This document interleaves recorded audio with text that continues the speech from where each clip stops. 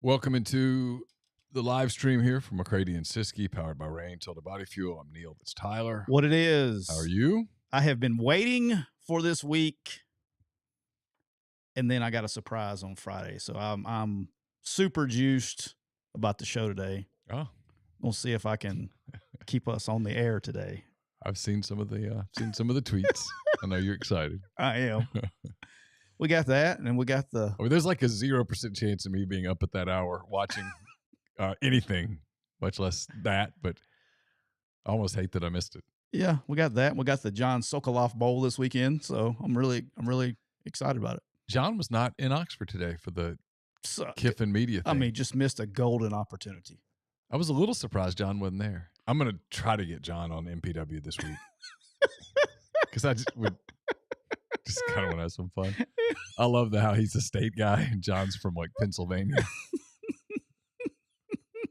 He's a Phillies fan. I love it. I've been waiting on this week, and I'm glad that you have personal stuff going on this week.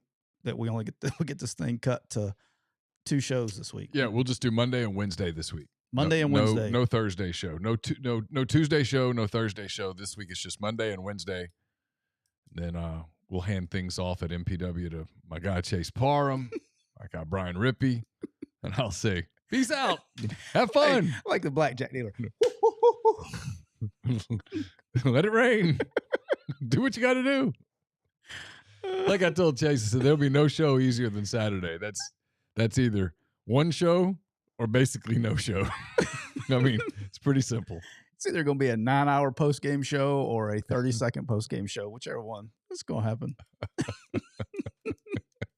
And you'll be calling the Hogs, right? Not going to the game. I will be in Fayetteville. We've got something that morning. Is it parents' weekend? It's dad's weekend. Dad's weekend, even better. And here's my thing on that. I'm glad we did this where it's not recorded on the podcast. There's a 0% chance in my life that when it's over, or if I'm fortunate enough to be one of those people who is laying on his old deathbed, there's a 0% chance that I would look back and ever go, I really wish I'd covered that Auburn Ole Miss game. 0. There's a pretty big % chance that I would look back and go, I really hate that I disappointed my daughter. This is true. You know what I mean? That's the part.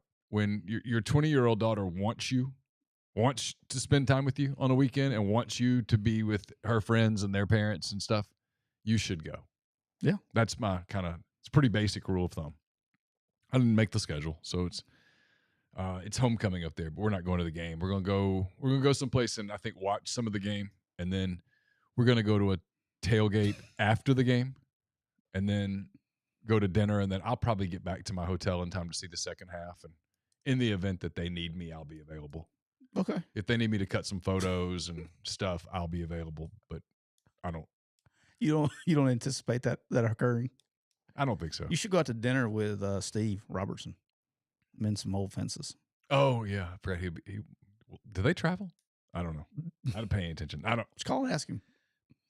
Right now, there's so many fences that aren't getting mended. That's the last fence that I'm thinking about. I saw your board deal the other day. That's on the list of fences. That's so far down the road that I don't think we'll ever get to that fence. All right. All right, you ready to roll? Yeah, let's do this thing. I'm ready to cut loose.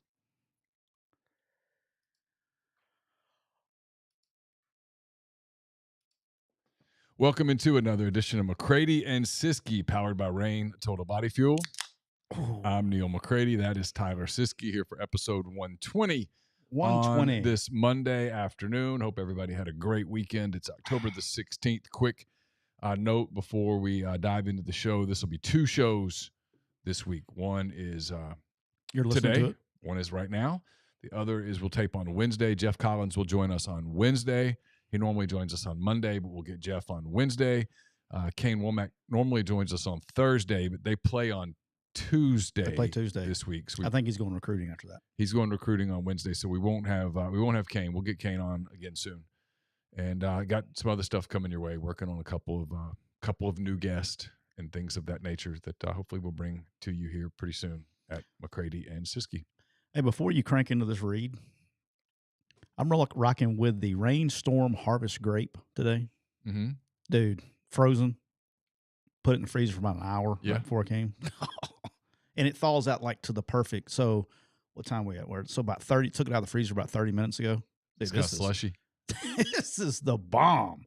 That's the Harvest Grape Rain Storm. Speaking of rain, we're brought to you by Rain Total Body Fuel. 300 milligrams of natural caffeine, BCAAs, electrolytes, zero sugar.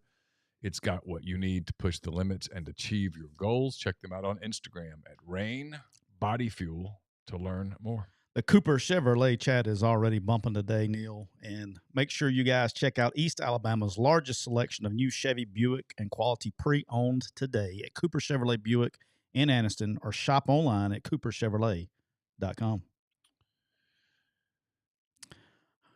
All right, Neal. You ready to get this bad boy cranked up? Yep. So a little different format this week because we don't have the normal allotment of shows. We're going to go over our picks from Thursday, our Make It Rain Thursday picks, and then we'll get into some other stories and such as well. We'll touch on some NFL, then we'll dive into a brief preview of some of the games coming up this weekend, especially some of the ones that people are most interested in. Yeah, it's kind of like a half Monday, half Tuesday show today. So try to knock it out. Let me load up with the old nicotine. Get this bad boy started. All right, Neal. We entered week 7 of our picks, which is the halfway point in our season. And Neal, you have opened up the big lead. You have officially opened up the big lead. One, because you went 3-3. Yep. On your college picks with hitting your money line. Big underdog you hit, a plus 250 money line. I'm pretty proud of my money line thoughts on Thursday. I was down to 4 games and three of them hit. 3 of them hit. Yeah, and this would have been the longest odd one, I think. No, the one that I kind of wanted to go with was the bigger number, and it hit big. Yeah, Arizona, Washington State. Right? Arizona just beat the hell out of Washington State. I don't know why I sort of had this thought in my mind that was what was going to happen. I was convinced Florida would win, and they did. And I just thought this was a trap spot on Louisville's schedule. Well, it was. And Pitt's not bad. That's the other part too. Pitt's played pretty a tough good. schedule, and they've been tight. They've had some injuries, but they're a very solid team. They've kind of figured out their quarterback deal a little bit too. They have. He played well for them. Yeah. When he plays well, they play well. I had an interesting college and they were good on defense. Viewing Saturday because I said this on the Oxford Exxon podcast, but we don't exactly have the exact same listeners on both. I was at Carson's soccer tournament. He had a game at 10:30, and then he had a game at 4:30. So you got So played from 10:30 till a little afternoon, and I was trying to kind of keep up with games. So this first game was a 1-1 tie, so I was pretty into his game. I really didn't pay any attention to anything until his game was over, and we ran a couple errands, and I was keeping up with, I guess, the Alabama game. There was another game at 11 o'clock that I was watching too. But my Alabama?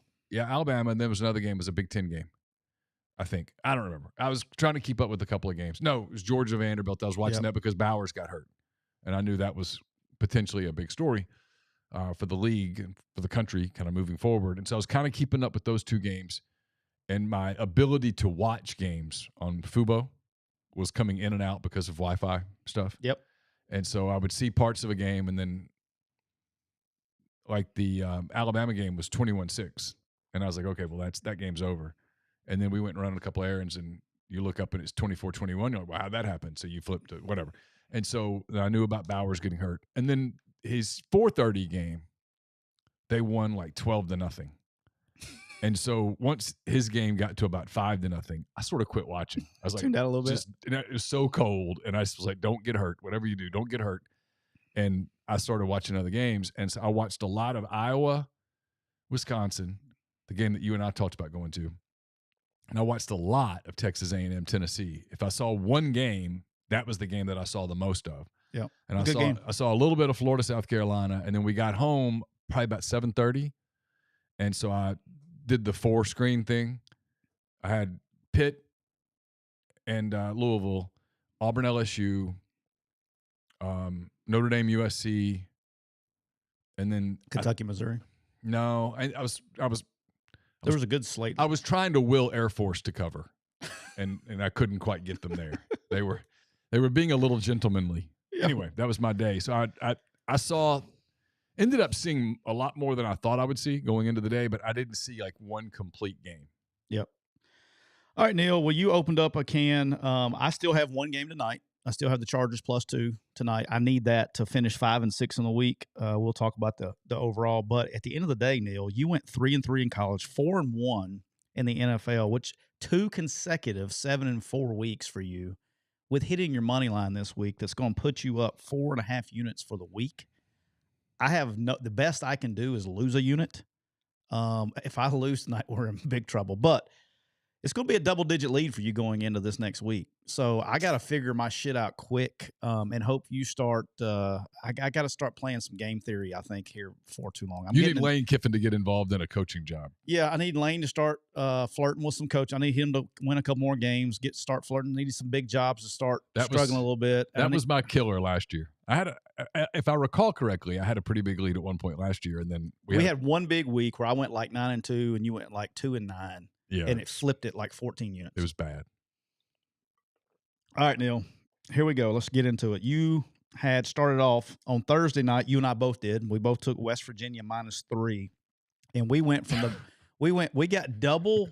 We got DP'd, double backdoor McCready. Yeah, we scored with 7 seconds to go to cover. Yeah, I was like, hey, we got it.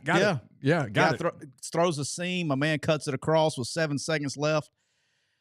And my quarterback for West Virginia, who's a really good player, decided to celebrate a little bit too much. Got a 15-yard penalty. He had clearly been hearing it all night, and he decided in that moment, you know what? Enough. I'm going to let it all out here. And he let it out about 12 seconds too soon. About 7 seconds too early. Yep. And got a 15-yard penalty. They had to kick off from the 20. Houston threw it around to get to midfield and chunked one up, and we got Hail Mary walked off on. Like, hell of a game. Dana probably put the Boo Birds up for a little bit, at least for 1 week, because they haven't had the greatest season. That was a very tough game. We took West Virginia, and I have really good friends on both staffs. Doug Belt, the defense coordinator at Houston, is a good friend of mine, and then both defense coordinators. And then Jordan Leslie, the defense coordinator at West Virginia, him and I played together. That's on Neal Brown's staff. We played together at Troy. Good people. So, it's one of those games that you're excited for one and hurt for the other one. But what a hell of a way to start off the week. That was probably a good sign for things to come that week. All right. You had James Madison -6, and I had the Georgia Southern money line in the same game. This was a good game for me. That was a great game for you because this game was over pretty quick. Yeah, the Dukes were rolling. Dukes did not check up. Look, man, James Madison, they're not going to be eligible for postseason play, and it's a shame. No, they're really good. They're really good. I couldn't believe you went with Georgia Southern the way that you did. Georgia Southern's been. I mean, they're good. Yeah, they're good. I mean, it wasn't really. It's not a knock on them. It's just James Madison's just legit. I felt really good about that one going in, and then that subsided with about 7 minutes to go in the first quarter. I mean, just Georgia Southern they would get something. They got in the red zone, couldn't finish drives. They went forward on 4th down, didn't work. And James Madison just methodically beat the piss out of them. James Madison, low key. I mean, who's better than them in the Group of 5 level right now? Who would you say? I mean, I think they're better than Air Force. I mean, Air Force, Tulane are the schools that you immediately think of. I think they're better than Tulane. I do too. I think they're probably right now the best Group of 5 school. And they may not, and they're probably may not. They're not going to be eligible to be that team. So, but man, they got a squad that was impressive. All right, Neal, your second loss. Excuse me. You took Maryland. This one shocked me. You had Maryland -14, and they lose to the Fighting Illini, 27-24. Could not get it going. Not at any point. Could not get it going. I mean, Illinois played one of their better games. They played great. Well, I wouldn't say great, but they played. For them. They answered the bell. Yeah. Maryland. They had a chance to quit. Maryland slept through the alarm clock. They did. They struggled with that one. They had anything that could go wrong for Maryland went wrong. They lose 27-24 against Illinois. Then the game that you were trying to will yourself through, the Air Force Falcons. I thought for a minute they were going to pull it off. They tried. We were rolling late.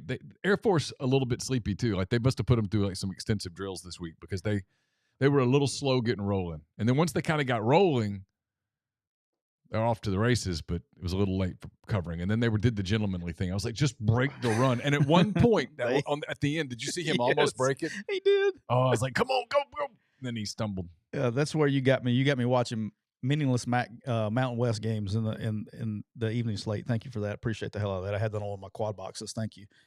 But Wyoming covers 34-27. Needed one more score. And then you also had me up late watching my boys. Your boys had it all the way. San Diego State Aztecs going out to Hawaii. Hawaii, oh my gosh. You talking about two just bad. Oh, you actually watched it? I stayed up and watched the whole thing. Good God. I stayed up and watched the whole thing. I was long gone by the time that game got I was wired. I was wired Saturday night. I've told you I've gotten this thing. And again, I'm not making this show very political. Not me political at all.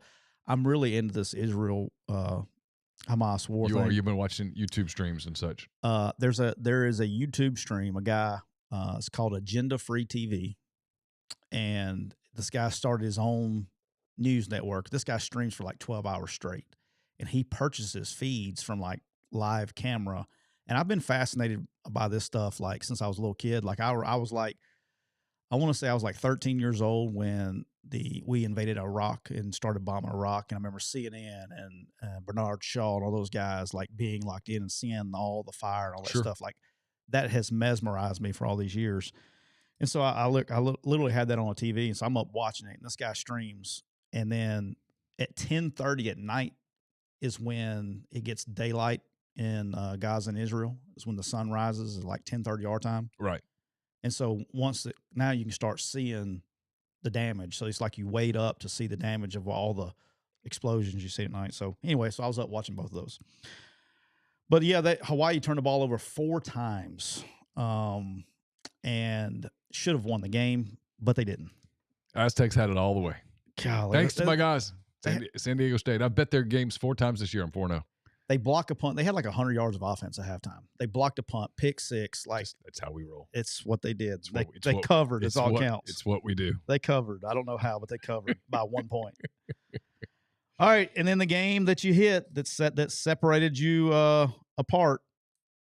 You take the Pitt Panthers, the Quick U client. Yeah. Pitt Panthers. Yeah. And they beat Louisville and dominated them. Didn't beat them. 38-21. Dominated the last 22 minutes or so. They had a big pick 6 that turned the game, and then got another turnover late, and then just sort of took care of business from there. They really played well. Louisville did not play a bad football game. Pitt just kind of outplayed them. It was one of those deals also for Louisville that they go from playing the super emotional Notre Dame game in front of a packed house and game day and all the stuff, right? To playing a game in Pittsburgh in this empty NFL stadium.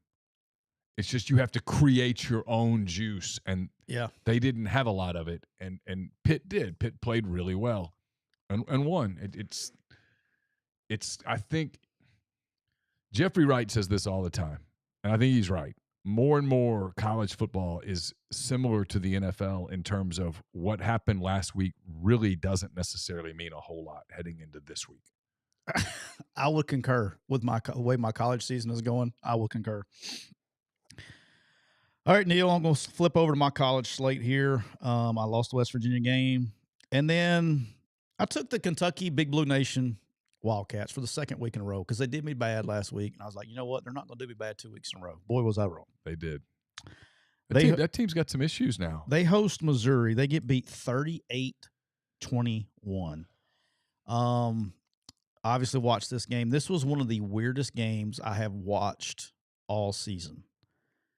For the first, I'd have to look back and see when it actually happened. Kentucky is completely dominating this game. It is 14-0. They're getting the ball back. They haven't even been slowed down on offense. They're mutilating them on defense. And then Missouri fakes a punt. And they didn't just fake a punt in the traditional way. They did the old quarterback throw the ball up. So the idea is you throw like a 3 ball, like a really high ball, and the gunner thinks it's a punt, so he gets out of the way and you cast kind of the thought behind it. Nope, the Kentucky defender was not fooled. But my man throws a freaking dime. The punter throws a dime right over the guy's head. Boom. hits him in stride, touchdown. Once that moment occurred, when that moment occurred, it was like two ships passing in the night, man. It was like, whoo, and now Missouri completely dominated the game from then on out. Yeah. At that point, they basically outscored them 38-7 from then on out. And it was over. Like, I'm talking about the game was, I thought this was going to be a Kentucky-Florida game for the first half of the game. Kentucky dominated that way. And then that play happened, and it was just like, okay, we're here to play, and you're not. And it was just like, it was the wildest thing, momentum swing in a game I've seen in a long time. But Kentucky gets blown out there. I said it a couple weeks ago. Eli Drinkwitz is doing a hell of a job at Mizzou. They're good on offense. I mean, they're legitimately good on offense. They have weapons, and they're balanced. And defensively, they're solid. And he's figured out NIL there. It's another part of the changing landscape of college football. It really is. It's part of the changing landscape of college football. You see it at Ole Miss. You see it at Missouri. Places that can figure out NIL. That's it. If you can figure out NIL. Now, there's certain programs, Alabama, Ohio State, Michigan, probably Texas, probably SC. There's a handful of programs that, because of all their resources combined with NIL, they're always going to be they're always going to have a certain advantage over other programs, period. But the gap between that second level and the third level is shrinking fast. Yeah. Really fast. And it's going to be an interesting thing to watch at some of the programs that haven't quite figured out NIL or haven't completely embraced NIL. That's the better word. There's a handful of programs that have figured it out, but they haven't embraced it. They spend a little bit of time, you know this, you deal with these people. They spend a little bit of time going, you know what, this thing's going to correct itself. This thing is going to correct itself. It's going to get corrected. It's going to get regulated. It's going to be, they're going to put a cap on it. We're going to get this thing under control. Everything's going to level back out. Some of those people are now going, I'm not so sure that that's going to happen. And you know what? Until it does, F it. We have to embrace this. And Missouri is one of those places. Well, they got the government going too. They got the laws passed, but that's not in their favor. But that hasn't helped them yet on the field. That's helped them in recruiting, but it hasn't helped them with guys that are on the field yet. Right? No, he's done a really good job there on getting guys to come there and play. He has. He's paid the right guys. They've been successful with the portal. They've done a really good job, and they're on their way to winning 9, maybe 10 games. You know, it's kudos to him. I mean, right now today, if you were to say, hey, midpoint of the season, who's SEC Coach of the Year? There's only 2 guys I'd think about. It's Lane Kiffin and Eli Drinkwitz. Those would be the 2 guys that I'd think about. Those are the 2 guys that have overachieved, and those 2 programs have one thing in common. Yep. They are perennial sort of thought of as like tier 3 programs that have figured out NIL, and they've played their way to a much higher tier. No doubt. And I think they got an easy one this weekend we'll talk about later. Yeah. All right. Oh, Missouri's got a chance. I'm just telling you, they have a chance. They blew that LSU game. They might have learned something from it. Missouri's one to keep an eye on. They've got a chance. There's not a game left on their schedule, including the one at Georgia, that is just simply not winnable. A lot of things would have to go their way. I'm looking forward to you picking Missouri money line that week. I won't do that. I don't know. I don't think. Look, Georgia, if they don't have Bowers, they're still good, dude. They're good, but they're not what they were a year ago. Delp's not like it's. I mean, the guys they got behind him is not like they're terrible. They're not what they were a year ago. No. I agree with that. But until they lose, I'm just till they lose. All right, Texas A&M goes on the road. Really good football game. Goes on the road. They lose. I lost this game. I had them +3. They lose 20-13. They gave me every chance in America to cover. They just didn't want to. Appreciate the hell out of that one. I actually probably got this right on how Texas A&M would be able to control Tennessee's offense. Joe Milton's not the guy. He can't make open throws. Nope. I will say this. Tennessee ran the ball, but more effective than I thought they would. But they still, if you're giving me 20 points, if you said, hey, Tyler, here's the deal. Texas A&M's underdog by 3 points. And I'm going to come down and tell you, Tennessee's only scoring 20 points. I'm taking Texas A&M. Yeah, Josh Heupel would have too, because he had not at Tennessee. They had not won a game where they scored less than 20 points. Yeah. So I think Texas A&M, I would have taken that. Good football game. Tennessee played really well on defense. Texas A&M issues on offense, like they got guys open and things like that. They are just struggling up front right now. They got exposed bad against Alabama up front late in the second half. That kind of continued in the game. When they had problems, it was because of pressure on the quarterback. So they struggled up front. They did not cover 20-13. They lose. You and I were talking about before the show. He's got Tyler, he's got problems. He's got problems. He's got to win one of the. I think he's going to have to. Look, I'm on the fence that I know you think 7-5 puts him in danger. I'll be clear. I don't think he survives 7-5. Yeah, that's what I'm saying. I know you think that puts him in danger. I think it puts him beyond danger. I think it puts him in peril. I think 8-4 is iffy for him. I really do. I think they win one of the two. It puts him at 8-4. And if they go 8-4, that's assuming they win the others. Yeah. Let him lose to South Carolina next week, and you're in trouble. It's night. I just don't. South Carolina's bad, dude. Here's their problem. We talked about this morning, so I won't be overly repetitive. Okay. At the end of this season, in a scenario where they go 7-5, their biggest win will either be Auburn, Arkansas, or South Carolina. That's it. And none of those teams appear to be going anywhere. So if that's your biggest win would be a home win over Auburn, or a home win over South Carolina, or a, quote, neutral site, end quote, win over Arkansas. If that's your biggest accomplishment, it's not good. No, I don't disagree with anything. And people say, hey, the $60 million buyout is going to save him. That's where I'm at. This is a program that is not that far removed from raising $400 million in a matter of weeks for a stadium and stuff. I think he's in trouble. I'm just telling you. I really do. I think he's in trouble. And if you told me that just they start quietly sort of looking around and figuring out whether Lanning or DeBoer or someone like that would answer the call, if you told me they start asking around and seeing if Mike Elko would fire people up, if that would get it done. They brought in Bobby Petrino to renovate the offense. The offense was pedestrian the other day. They got Durkin, and early in the season, people were criticizing Durkin. Defense played fine the other day against Tennessee. It was fine. They were number one ranked defense in the league. Their problem is that when you watch them play, the two things that strike you are, they really look like a talented team. And the second thing that strikes you is they're just not very good. They just don't do anything. They don't wow you in any facet of the game. And maybe that's enough for them.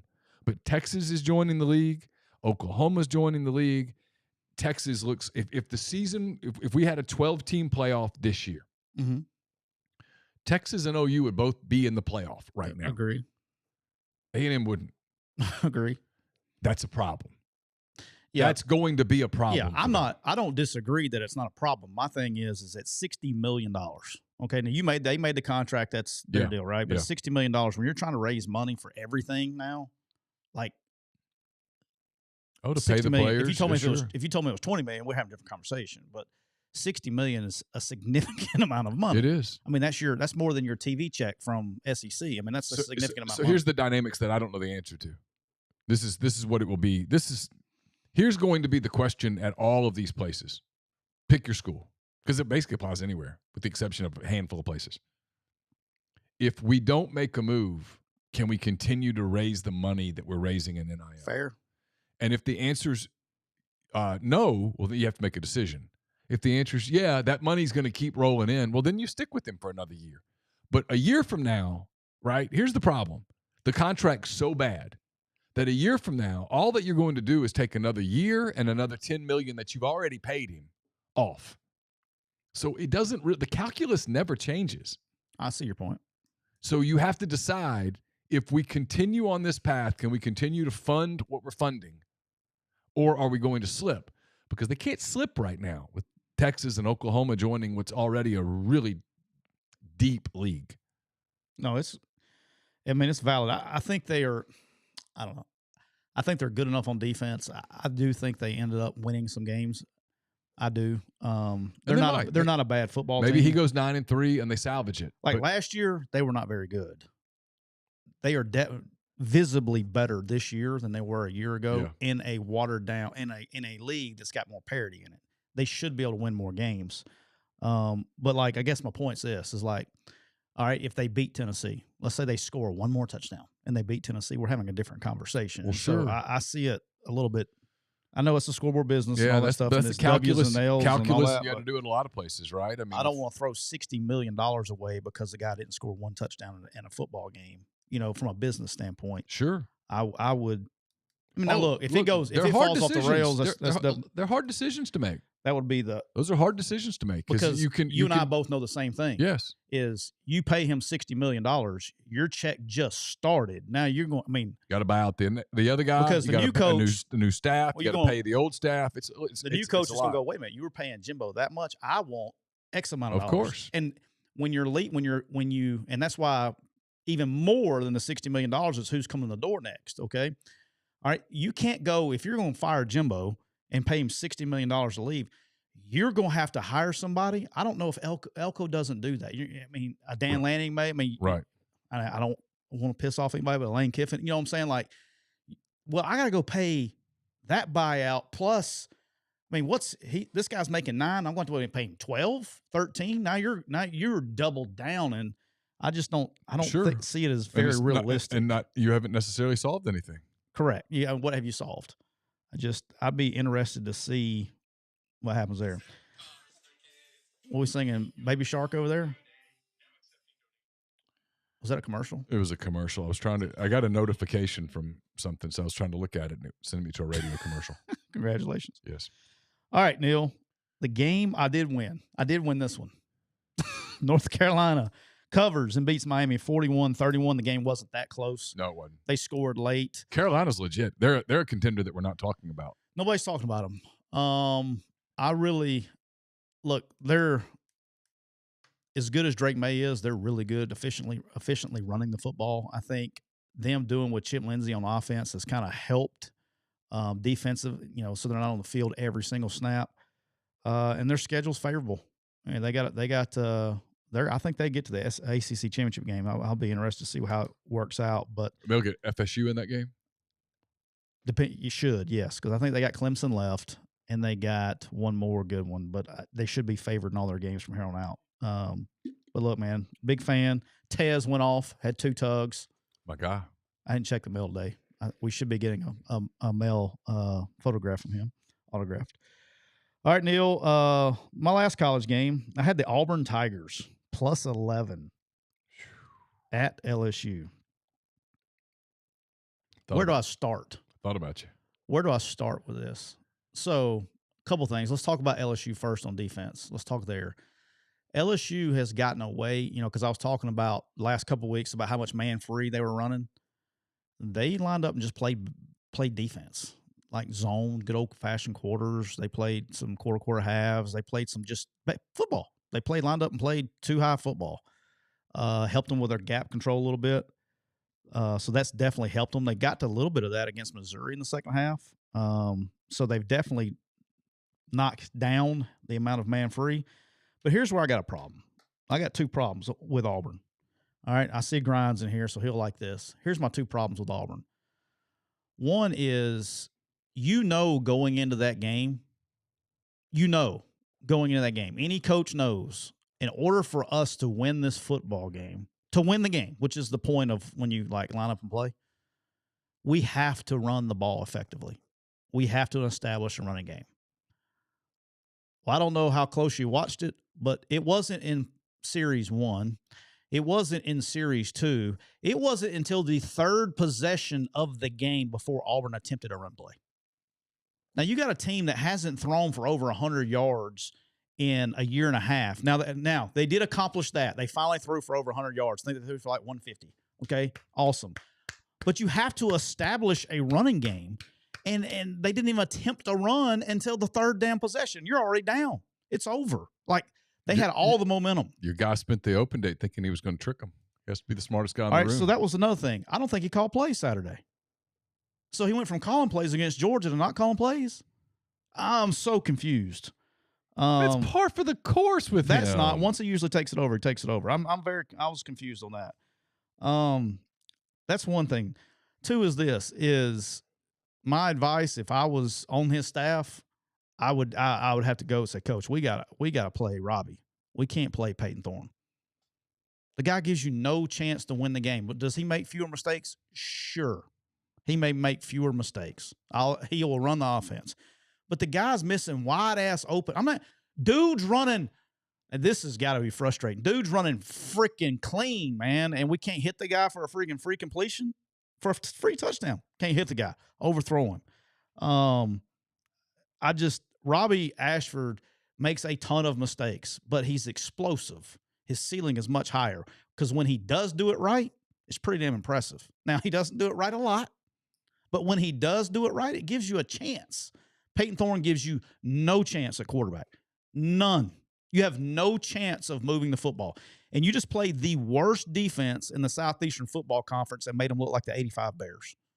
Didn't understand that game from the jump. I mean, I was lost ball high weeds the whole game. My wife was going, "What is wrong with you?" I was like, I don't know. I can't. I mean, it's frustrating, man. On the flip side, another big game from Jaden Daniels. He's a terrific player. Yeah, they're legit. Just a terrific player. I don't know. And Malik Neighbors, nobody can cover the guy. I mean, I don't care. He's special. He's unbelievable. Yeah, he's really good. But I've become a big Daniels fan. I think he's just a terrific player. I love everything about the way he carries himself. Everything tough as nails. They're fun to watch on offense, and when they get rolling, they're look out. Yeah, it blows my mind, and yeah, I just don't get that one. So we'll talk about that another game here soon. All right, college games that we need to talk about real briefly. Georgia sleepwalks beats Vandy 37-20. Big news out of this was Brock Bowers hurts his ankle. It really didn't look that bad, but I guess it's a lot worse than it looked. 4 to 6 weeks. Probably got to decide. I think they'll make a decision tomorrow if he's going to have tightrope surgery or not. I think they are. They've already made the decision. They is going to have it. Yeah. So, he'll get back. He's superhuman. He'll be back probably sooner than everybody thinks. But I hate that for a good player. They're still fine. They got Delp's a good player. They got plenty of guys. Same old Georgia on that. All right. The other game, shocker. I went on Jocks on, I guess that was Thursday or Friday. I don't remember what day it was. And we were talking about this game. Alabama beats Arkansas 24-21. Got a couple things on this one. One, Alabama has yet to play 4 quarters of football. They played 1 quarter in this game. Didn't come out hot. Didn't play well in the second half. Second quarter played fine. They've turned into a big shot offense. Don't understand that. But the big takeaway from this is really Arkansas. Arkansas, I was joking with Dave this morning. Arkansas may be the worst team in the country. These guys, I know Arkansas fans are upset and they want to see change and all this stuff. But, dude, they're playing hard for this guy, man. They play hard every week. They've had every chance in America to quit, and they haven't.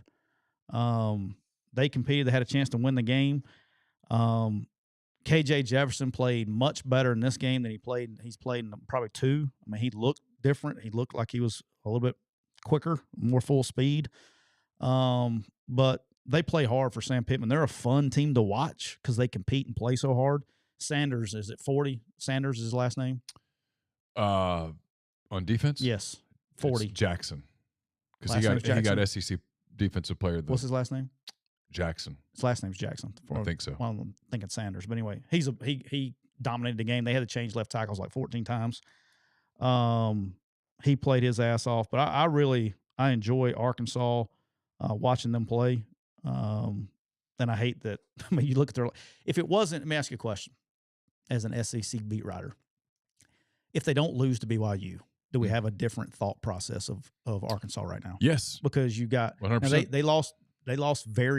They got handled in the Texas A&M game. Mm-hmm. But they were one score away from beating LSU, 1 score away from, I guess, I can't remember the final score, but they lost. The Ole Miss game was a 4-quarter game. They've lost in Baton Rouge, in Oxford, and now in Tuscaloosa by a combined total of 13 points. Yeah. They're playing hard, So if they man. beat BYU, they would be looking at, hey, beat Mississippi State, right? Beat FIU, that's going to get you to 6, and then either beat Florida or Missouri, and you get 7, and hey, it wasn't the year that you hoped it would be, but you're okay. his big game, his being Pittman, is Saturday. It's big. Yeah. It's big. It's big on both sides, I think. Well, they go into an open date after this. No, yeah. Big. It's a big game for him. If he wins it, right, he goes, hey, we got this one. Now you get an open date. Maybe you catch Florida on the end of a emotional thing and you get a shot. Then you come home and play FIU. You get Missouri at home, right? You can convince yourself that you have a chance. You lose to Mississippi State and all that's out the window. Yep. All right. Florida goes into Columbia and wins 41-39. Everybody's hating on my Gators, hating on my man Graham Mertz, and all they do. This was more about what South Carolina did. It was bad. Just getting you riled up. It was bad. Just getting you riled up. This was a bad night. Hey, Graham Mertz did have a good game. He did. Let me tell you who else had a great game. Dude, Spencer Rattler, man. I feel bad. The kid is unconscious right now. Well, for South Carolina, if I'm a South Carolina fan today, I'm like, okay, he's playing so good. We're losing these games, and I've got a pretty good quarterback. Coach, he is playing. He plays out of his mind. They've got issues. They've got issues. Well, they got issues everywhere except for the quarterback position. That is an issue. That's the only. I would rather lose and be like, our quarterback's not very good, because that would explain a lot of things. But I'm going to go ahead and say I'm very happy for Billy while they're sitting here at 5-2 before they get this bye week and they got to start playing. They got to go down the gauntlet here at the end of the season. Yeah. Big Florida. They need to get one more win to break the over under. Who do they have left? Oh my gosh, it's like Georgia, Florida State, Arkansas, LSU, Arkansas, somebody else. Oof, have fun. Yeah. So, but no, when they can establish a run, Graham Mertz, he actually played very well Saturday. He did. Let me tell you who else I like on their offense. They got two. I like Pearsall. I always like watching Pearsall play. He plays hard. This freshman, they got number 3. I can't think of the guy's name. He's dynamic. All right, game of the week. Outside, Washington beats Oregon 36-33. The story of this game will go down. I know you didn't get a chance to watch much of it. Dan Lanning, they went for it on, to me, the biggest turning point is right at the end of the half. They go for it on 4th and 5 from the 5 instead of kicking the field goal and taking the points. End up being a big deal. But both of them are really good teams, man. Those are probably the 2 best teams in the Pac-12 that played. That was a Pac-12 championship game type game at Washington. I hope this doesn't. That game should not kick Oregon out of the playoff picture. Hopefully, because they're really good. I think for sure one team deserves to come out. I don't know if both of these 2 teams don't deserve to come out in the playoffs. They're both. That was a really good, well played football game. We talked about Arizona just upending, just destroying Washington State. Did not see that coming, nor did Vegas. And then we all knew this was coming. Notre Dame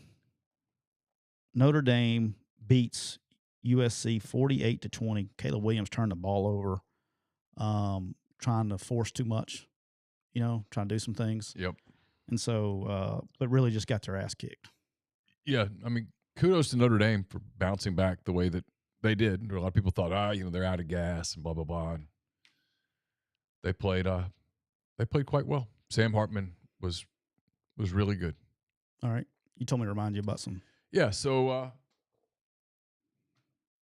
brought to you by Twisted Tea. All of our content here at MPW Digital is brought to you by Twisted Tea. Are you ready to elevate your college football game day experience?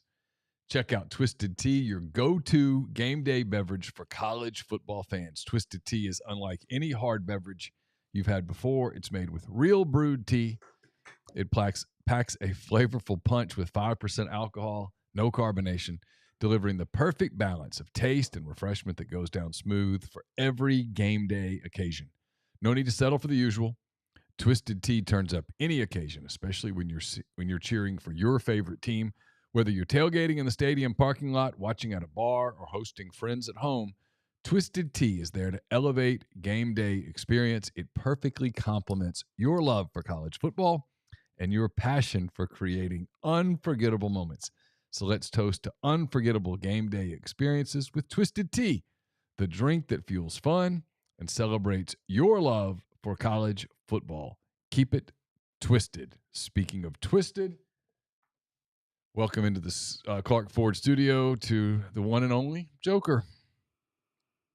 Hello, Scoops. Hello, Joker. You know, I thought I was going to go on a little vacation, had a bye week. Oh, no. Oh, no. Oh, no. Oh, no, indeed. So, Scoops, this past Friday night while you were sleeping, Yes. the Joker was at work in Boulder, Colorado. You made the trip? I made the trip. Oh, good for you. Got bored. Decided, you know what? I'm going to take a trip out to Boulder. Okay. I made it there just in time for halftime. Got there late arriving crowd. Got there, and I looked up at the scoreboard, and the Colorado Buffaloes were winning 29-0 at halftime. And I said, oh, shit. I've done wasted a trip. Yeah. I wasted a trip. Yeah. Long way to Boulder, Colorado from Gotham. Shedeur Sanders was selling some stuff at halftime. So here's the deal. I went to Shedeur at halftime. I said, hey, man, you're up 29-0. It's a good time to start pubbing some Kentucky Fried Chicken, because that's what you and your dad's commercials, y'all like to. I literally watched a Deion Sanders and Shedeur Sanders commercial at halftime about buying chicken. So what did he do? He went out and started selling gear at halftime instead of talking about halftime adjustments and how they could get better. And instead of worrying about being the most sacked quarterback in the FBS, he's been sacked more than any quarterback in the FBS. Instead of working on protections, he decided to sell some merch. How'd that work out for him? Not so well, because the Joker was in full effect. Also, the Joker went to the coaching staff and said, hey, look, every time that you go from nickel to regular personnel, make sure you have 12 people in the field. And it worked, because not once, not twice, not 3 times, but 4 times, Neal. 4 times we had 12 people in the field. 4 times. Great. Siri likes what the Joker says too. 4 times we had illegal substitution issues. So we come back, and guess what, Neal? We go to overtime. And you know what Prime does in overtime. What does he do in overtime? He doesn't know the rules. He doesn't know the rules. He likes his quarterback. He trusts his quarterback. So we're going to take the ball first again. You know how that worked out for him, Neal? Not well. Not well. He actually did score first in overtime, but so did Stanford. We mossed on Travis Hunter. Do you know why Travis Hunter got mossed on? I don't. Because this is all about player safety these days. We're all concerned about the kids. So in Boulder, after you lacerate your liver in Boulder and you haven't done anything for 3 weeks, come on back and let's play you 157 snaps, because we know he's going to be in shape. That's a fair point that you make, Joker. 157 snaps after having a lacerated liver. That's fair. Did we think he was going to be in shape at altitude? Did we think he was going to be in shape? That's fair. He got destroyed by a wide receiver that no one in our stream, all these people in our stream, no one knows his name. You don't even know his name. I don't. He set an NCAA modern-day record on catching the slant route in man-to-man coverage. My wife knew that they were running a slant and nobody could stop it. They had one play. Throw the slant, touchdown. Throw the slant, touchdown. Couldn't stop it. Neal, I can't see through my mask to see my notes, Neal. It's okay. It's probably time for you to head on back to Gotham here soon. Anyway. I just want to let you know that we're on a bye week this week, and it wasn't personal. We blamed everybody. We blamed everybody but the coaching staff. It was all their fault. They don't love it enough. They don't love the game enough. They don't love it enough. They don't love the game enough. You gotta love it more. Gotta love it more. Yep. So here's what we gotta do. Here's how we fix things. We gotta sell more merch at halftime. We gotta sell more merch. Yeah. We gotta, the next time we go into overtime, which won't be this year because we're gonna get our ass kicked for the next 5 weeks. But the next time when you play Sacramento State next year and you go into overtime, make sure you take defense first. Scoops, it's been fun. I'll see you probably in 2 weeks. Out of here. That was the Joker Again, a reminder that somehow, someway, we're still brought to you by Rain Total Body Fuel, 300 milligrams of natural caffeine, BCAAs, electrolytes, zero sugar. It's got what you need to push the limits and achieve your goals. Check them out on Instagram at Rain Body Fuel to learn more. Yeah, that was bad. 157 snaps. That's just offense and defense, by the way. He actually was on the first punt return, so that's not counting special teams. Unbelievable. 157 snaps. But apparently he loves it. Yeah, but all kidding aside, these people that claim taking the ball first, statistically they win more than others. You have to know what to do. Like when Shedeur Sanders in the second overtime, they get the ball first again because Stanford had the choice because they took the choice on the first one. He doesn't throw a pick there if he knows, hey, they kicked a field goal or whatever. You got to know what you're fighting against. So they throw the pick. Well, what does Stanford do? They got the ball second. They're able to they were trying to center the ball up for a field goal. Just get a kick. That's what they were trying to do. Well, hell, they got a first down. They probably could have ran the damn quarterback sneak till a touchdown if they wanted to. But, yeah, that was bad, man. On a lot of levels, bad. And people think it's going to get better. I'm just telling you, when you take all these portal guys, they're your guys. So you're going to have the same players next year than you got this year. So it's a mess. All right, Neal. NFL. Let's flip over there. NFL. You went 4-1. I went 3-1. We both won the Chiefs. They take care of business barely with Taylor Swift in the crowd Thursday night. They win 19-8 and cover the 10.5 line by half a point, big half point. You lose the Bears game. You had the Bears plus 2.5. They lose 19-13 to the Vikings. Big story out of this one. If it is a big story, it's probably the best thing that could happen to the Bears. Justin Fields dislocates his right thumb. Yeah, I was watching when it happened. I've had that injury before. He's not going to be throwing anytime soon. No, he was in a ton of pain. Yeah, they're going. I would like to know if they put a pin in it or not. But long story short, I think that he's going to. That may be the best thing that could happen to the Bears, but they're going to struggle for a while anyway. Our Bengals find a way to win one late, 17-13 against the Seahawks. One with defense. Defense played really well. Offense looked anemic against Seattle. Defense made some stops, though, a couple of them in the fourth quarter. One at the end of the game. They had fourth and goal. They had, first and goal, and they stopped them. I was selfishly hoping they didn't win that one. I was willing to give up the Bengals dub for a win, a loss unit for you. Had it all the way. All right, you and I both had the Raiders -3. And then for the second consecutive Raiders-Patriots game in Las Vegas. It's crazy. All right. So we covered last year when we were there on the Chandler Jones weird lateral touchdown that won the game for the Raiders. And then the Raiders are up by 2. They're favored by 3. They're not covering, up by 2. And Mac Jones takes a safety at the end of the game, like with 30 seconds to go. Takes a safety for us to cover. Backdoor McCready. Got that one done. And then the team that's quietly, people are starting to realize, the team that's really dominating in the National Football League. Did you watch any of this? I did watch the whole thing. The Detroit Lions. Ooh. Lose their running back early and just keep on rolling. They play so hard, dude. Jared Goff is having a tremendous season. Defensively, they are legitimate. Yeah. He's got some good receivers. He spreads the ball around. St. Brown's a baller. He is a baller. It's on the fantasy team. They have their coach's personality. They're one to watch now. Yep. Their only loss was to Seattle at home. But I think that's their 4th or 5th in a row. I can't remember, but they're hot right now. All right. I hit the Jaguars 37-20 at home versus the Colts. Trevor Lawrence dings his knee up late in the game. He's day-to-day. Big game. Aren't we all? Yes. Big game. I imagine he plays, but big game Thursday they play. I'll be tuned into. They're traveling to New Orleans to play the Saints on Thursday Night Football. So it's a good Thursday night game. Don't need a whole lot of offense against them. No, it's going to be good. All right. I had the I had the 49ers -8.5. This game actually got up to 9.5 on Sunday against the Browns. Here's the reality of this game. Debo gets hurt.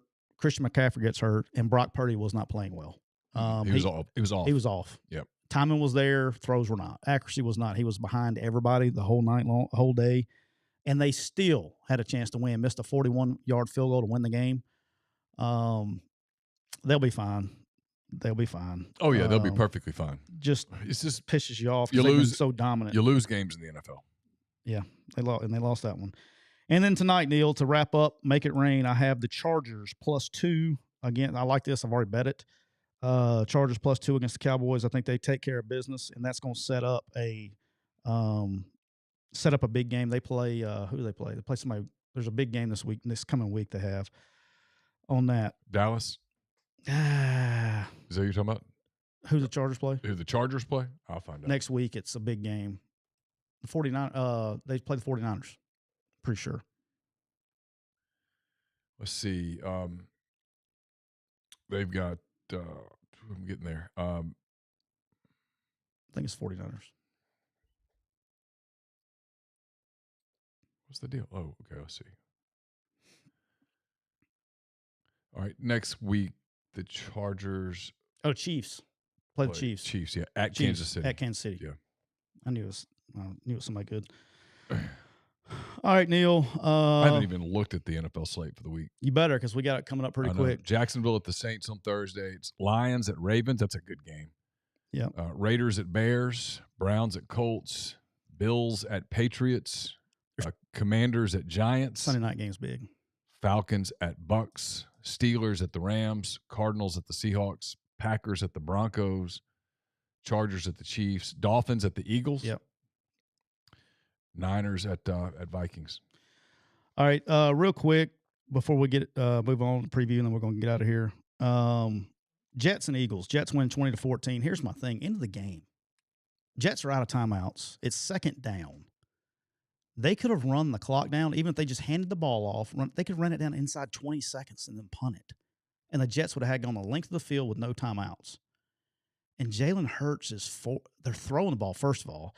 Second of all, he forces a throw into bracket coverage on Dallas Goedert and gets picked. And they lose the game. I mean, just boneheaded stuff, football IQ at the end of the game. And that's Jalen Hurts. You're a professional quarterback. You got to know better than that. That was terrible game management. And then last night, which I hit personally, I took the Jets +7.5 yesterday. I had a really good personal day yesterday to make up for my shitty. I went 7-1 yesterday. My only loss being the 49ers. And then I took the Giants +15.5 last night. The Giants actually had a chance to win this game. They played great on defense. But the Giants ended the first half at the 1-yard line, okay, let the clock run out because they had a pass call and Tyrod Taylor checks to a run from the 1-yard line with no timeouts. They got no points. And they end the game at the 1-yard line and got no points. So they ended the first half, into the second half, balls on the 1-yard line. They got 0 points out of both trips. They lose 14-9. So that one's going to hurt them for a little while. They're not very good, but they actually played. Saquon made a difference last night. He played well. All right, let's do a little bit of preview, and then we're going to get out of here, Neal. All right. Preview. Let's just do SEC since we don't have a lot of time. Besides tomorrow night, reminding everybody tomorrow night, Jacksonville State is at home. They are getting 7 points against Western Kentucky. That's going to be a good matchup. Jack State's good on defense. Western Kentucky's good on offense. Something's got to give in that game. And then this line's really big, larger than I thought it was going to be, but it's big. South Alabama's hosting Southern Miss to the top Eagles. That's why Kane is not with us this week, and they are 18-point favorites at home. I like a lot of points. South Alabama by 18. Yeah, that's a lot of points. It is, but Southern Miss. They're struggling right now. Well, it's predictable. I mean, you can't have an administrator do what he did. No. Just doesn't work like that. Does not. All right, SEC games. Mississippi State at Arkansas. Arkansas is favored by 7. Feels like a really big game for both coaching staffs, really big game for Sam Pittman. It's huge for Pittman. 7 points, but I think Vegas is trying to tell you something here. That's what they – Rocket Sanders out again this week, I saw. That knee just – he hasn't been the same all year. On the list of things for them that went wrong, him getting hurt in the season opener, what appears to be a season-ending injury, because it sounds like they're going to save a year of his eligibility and bring him back. That was a big blow for them. Will he come back? Will he go back and play college football? Probably. Does he go back and play college football there? I don't know. Oh, good question. All right, Tennessee at Alabama. There's some people that think KJ Jefferson's going to play another year. He should. He needs to play all. He needs to get all the NIL he can get. Some of the same people say it won't be there. Interesting. Mm-hmm. The Tennessee Vols are traveling to Alabama. Alabama's favored by 9.5 points at home. Interesting line for me. I think that's about right.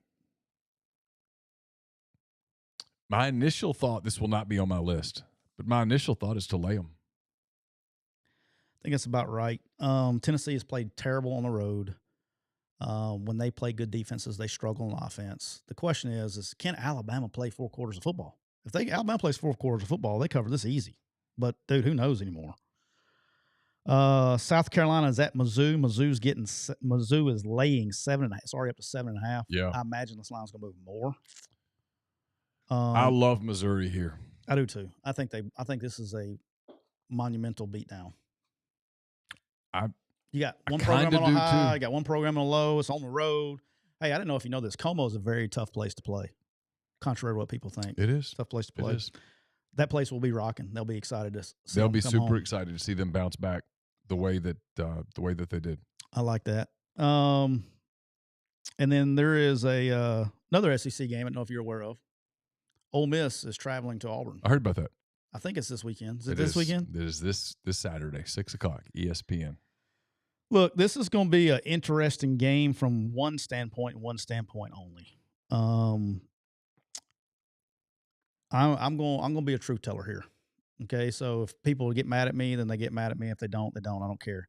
I think Ole Miss is a better football team. Mm-hmm. I think they're a much more than 6-point better football team.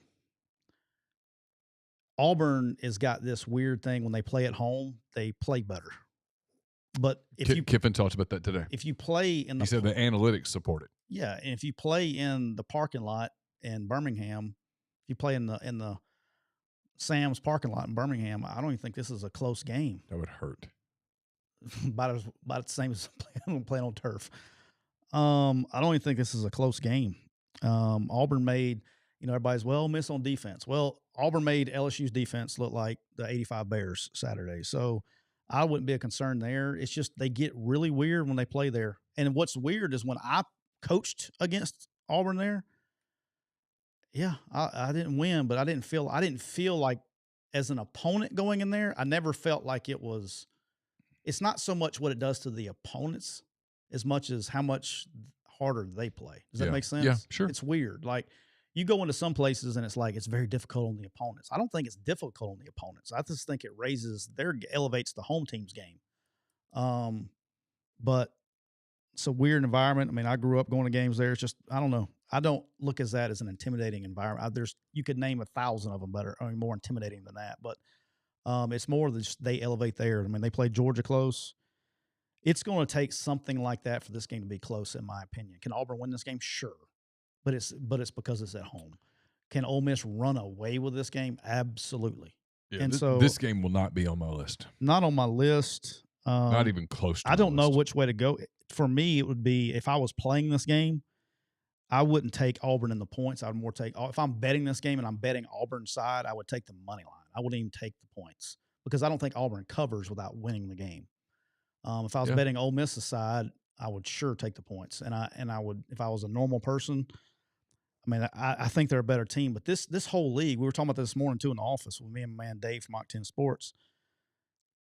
This whole league is playing atrocious on the road and great at home. Mm-hmm. The whole league. Yeah. I mean, if you go back and look at Ole Miss didn't play great against Tulane. No.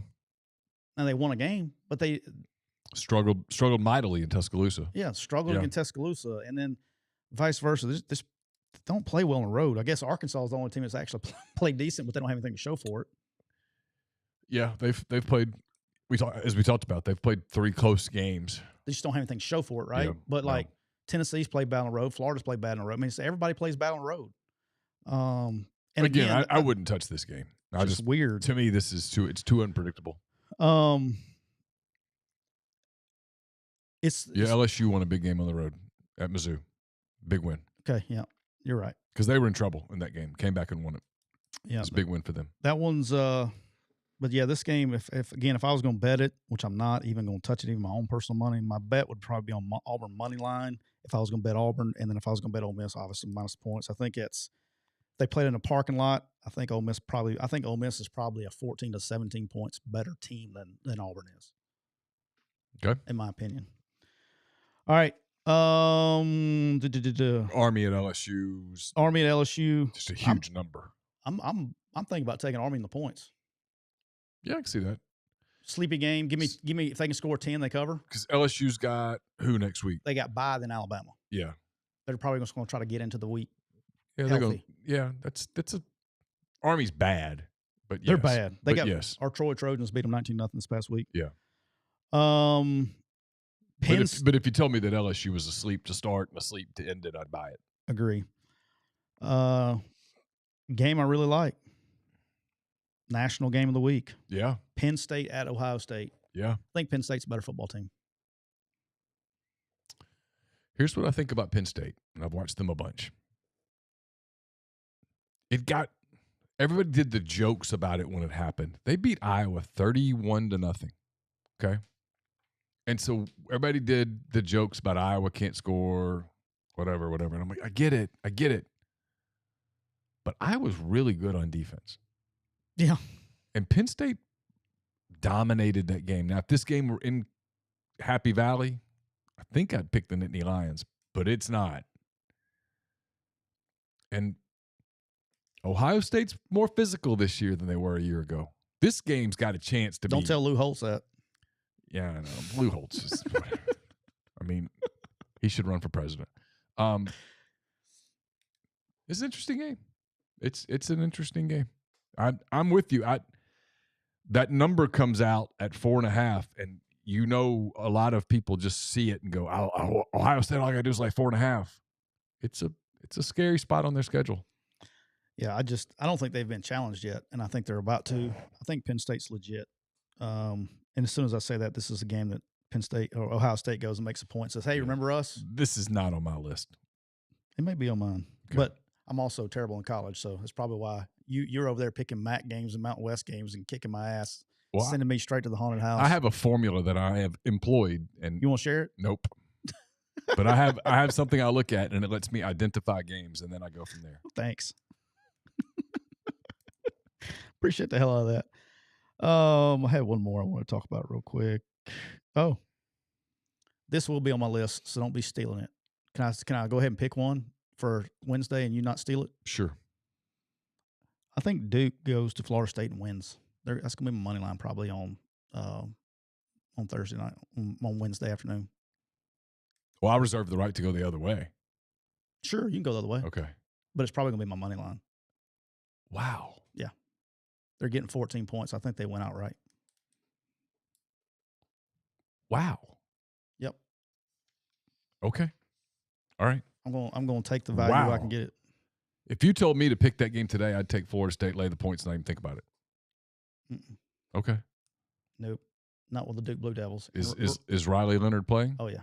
Okay. He almost played Saturday, and they didn't need him. And Travis got hurt for Florida State, right? Yeah, but he's fine. He's okay? Yeah, same shoulder. Okay. He just has to go when it stops hurting, he's got to go get it shot up. When it starts hurting, he's got to go get it shot up. Okay. He's got AC joint in his left shoulder. So I mean, we all do. His is just inflamed. His is hurting. It's separated a little bit, but that's that. And here, wow! And here is to the Chargers. I need the Chargers to get a dub to minimize this damage. If not, I may be taking the Army money line against LSU on Saturday. This gets much worse. I haven't even looked at like the early money line stuff. I normally do it on Thursday morning, so this week I'll have to change my system. And maybe I can take advantage of your hectic week and put a dent in the. You got anything else we can schedule you to do this week? My schedule is so full that and I've got to find the time because the little formula that I use takes some time to go do. Yeah, it's a math thing. You know what's crazy is I don't think I've had worse than a 4-1 week in the NFL, except for 1 week and I went 0-5. We've both done really outside of week 1. We've both done really well in the NFL.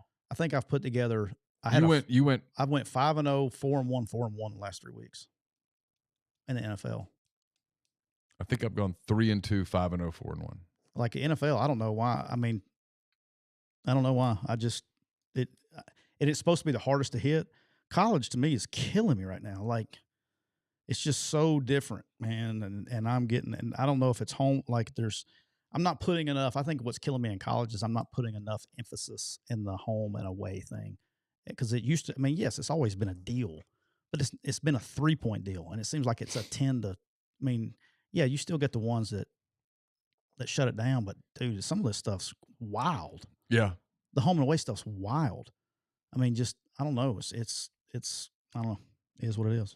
That's all I got today, Holmes. All right. We will be back on Wednesday with a Make It Rain Wednesday. Make it rain Wednesday of the show. We've been brought to you by Rain Total Body Fuel, 300 milligrams of natural caffeine, BCAAs, electrolytes, 0 sugar. It's got what you need to push the limits and achieve your goals. Check them out on Instagram at Rain Body Fuel to learn more. Remind everybody in the Cooper Chevrolet chat to go check out East Alabama's largest selection of new Chevy, Buick, and quality pre-owned today at Cooper Chevrolet Buick in Anniston, or shop online at cooperchevrolet.com. Until Wednesday, see you.